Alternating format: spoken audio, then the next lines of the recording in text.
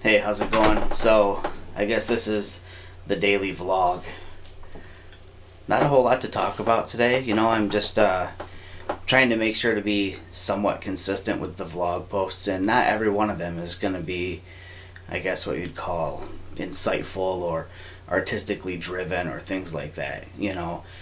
There's just a lot of mundane stuff that happens on a day-to-day basis, but I want to just check in with people and just kind of let you know what's going on in my day-to-day. Today was a typical 9 to 5 work day for me. Did my day job, got out, picked up the kids, but I've been spending all day staring at my phone and waiting and waiting and waiting and waiting and waiting. And I've been waiting for a text message to come in, and that message came in just a little while ago, about 5 p.m.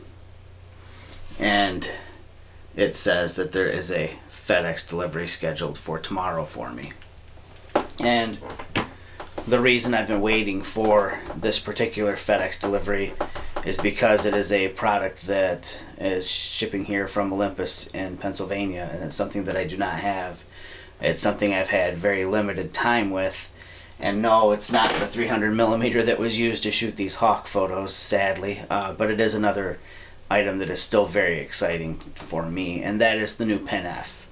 I had a little bit of hands-on time with Mike Baining's model, or the camera that he was given, and I know the people in the Visionary and Trailblazer program are eagerly awaiting some hands-on time with the new pen, and due to the crazy high pre-order demand that there was, Olympus really has been catering to the customers, to you guys who put in those pre-orders. They're not setting aside 13 of these for everybody in the program. They're making sure that the customers get them first, which is totally cool. I mean, I like that. I want you guys to get hands-on. I've already been privileged enough to be able to play around with one for a little while, so I know how cool they are.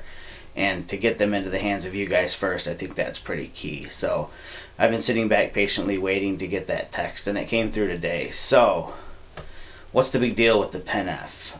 For me personally, I have a Pen EP5 up here on the shelf, and I love that pen. It's a beautiful camera, and I kind of called that my out on the town camera. That's the one that I would like to carry more often out on the town, I guess. But the lack of the integrated viewfinder kept me from doing that with that camera. The VF4 that I have on it is great. It's a wonderful viewfinder. But the extra added height of having that viewfinder on there just didn't really work for how I wanted to use it. I wanted to be able to just kind of keep it a low-key, unobtrusive camera, and the Pen F with the integrated viewfinder I think accomplishes that pretty well. In the interim, I'd been using the OMD EM10 Mark II, but it's still not quite the same form factor as the pen. I really like the form factor of the pen cameras, so pretty excited to get this and go out shooting, and actually going to be out shooting this upcoming Saturday with Mike Baining, our friend Seth Dimstra, and also another friend, Mr. Lou Peoples. And Lou is a Leica owner. Lou is a big-time Leica owner, owns several Leicas and lenses. So for Lou to jump into the pen camp, I think that says something about this particular model from Olympus. It's definitely piqued his interest, and I know that Leica owners are very particular, obviously, about design cues and build quality, So I'm pretty excited about shooting with Lou this Saturday in Ann Arbor, Michigan, and just kind of getting some feedback from him on what he thinks of the Pen F.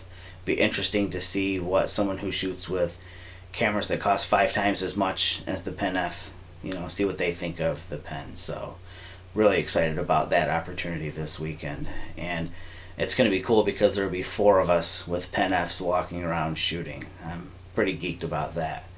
And something else I just wanted to mention too is that when I get the Pen F, I decided quite a while ago actually, that the only thing I think that's ever going to live on the Pen F are primes. That's just kind of this little project for myself that I'm going to be doing, that the Pen F will have nothing but primes on it, which are going to force me to change up how I've been shooting lately. For a long time I shot with just the Olympus primes, and it was fun. I think I kind of miss doing that. The 12 to 40 is phenomenal. It really is. The 40 to 150, gorgeous. They're all incredible lenses. The 7 to 14, the whole pro lineup is phenomenal. But there is something special about shooting with the primes that forces you into this mode where you're making the composition by becoming more a part of it, rather than standing apart from it and zooming in or out to create your composition. So I'm again really excited about getting back to the primes. And I know for people who've kind of followed what I've been doing for a while now, you'll probably remember a period where that's all I was shooting with, was just primes. So again, really excited.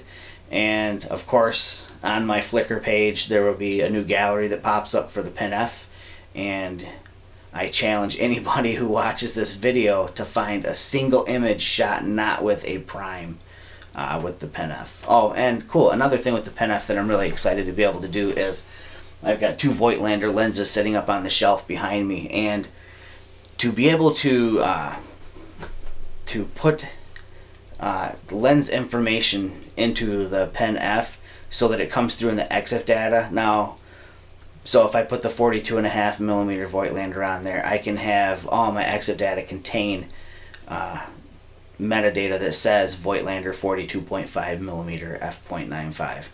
Now I won't be able to have the aperture register in the EXIF data, obviously, because there's no electronic communication with the lens and camera. But still, to have that data show up in my keywording in Lightroom without me having to actually go in and add it every time is kind of a cool perk. And also, it's not just for things like the Voigtlander. You've got 2 cool body cap lenses that Olympus makes as well.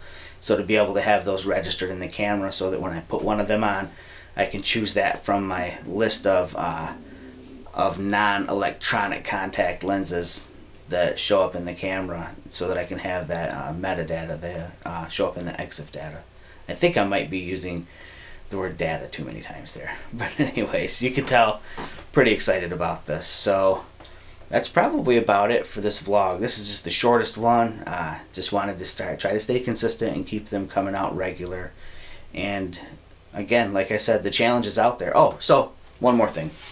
I've got a really cool new product coming. It's coming from a gentleman named Phil Norton over in England, the UK.